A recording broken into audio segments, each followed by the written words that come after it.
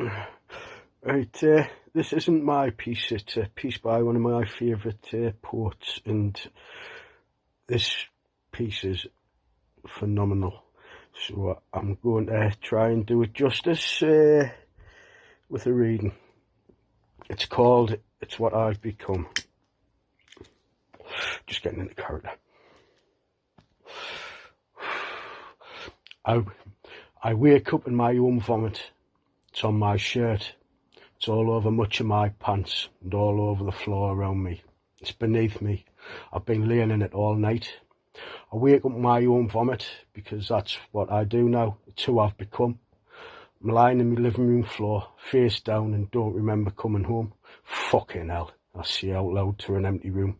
Other than me, I don't even have a dog. The motherfucking next morning mirror doesn't lie. I look like fucking shit. My reflection is an advertisement for being a fucking loser. I'm not mischaracterising myself. I know what I am. Another pint, love, I say to the bartender. She looks at me with a sideways glance. Just one more, love, I say. Then I'll be on my way. She smiles and I tip her a fiver. As a boy, I played with tiny cars, metal. Some of the doors opened and I played with trucks that went over sand and mud and in the backyard. I played trucks and cars with my dad. He died a few years ago. We didn't speak for years, but he tried. He did his best. I have no remaining ill feeling towards him. He tried and I loved him. I suppose it's what we do, I think. Last call, the bartender announces to the few of us left. I walk home slowly because the world seems a bit of a blur. Tomorrow, I'll wake up to a spinning room. I'll wake up to vomit because that's what I do now. That is who I am, and I'm okay with that. I've come to terms with it. I wish your life was better, the man says, and I can barely hear him. I'm okay, mate.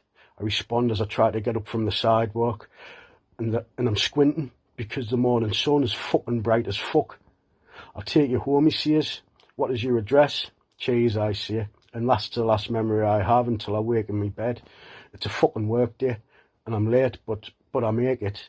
My boss is all tits. I don't know how to respond. Fucking hell, I say, and it doesn't go over well.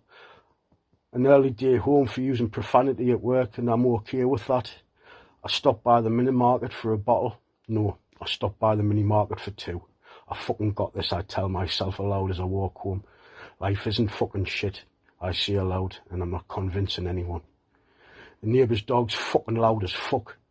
In the morning, barking like fucking titties in a fucking twist. Shut up, I respond. Shut the motherfuck up, I say. And the dog continues to bark. I need a fucking drink, I say aloud. It's Thursday and I'm sober until the end of the workday. On my way home, I stop at the pub. A double, I say.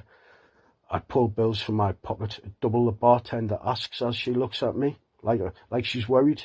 I'm okay, love, I respond to a question that wasn't asked. I like to sing and I look out the pub window as if there's a purpose to look out the window.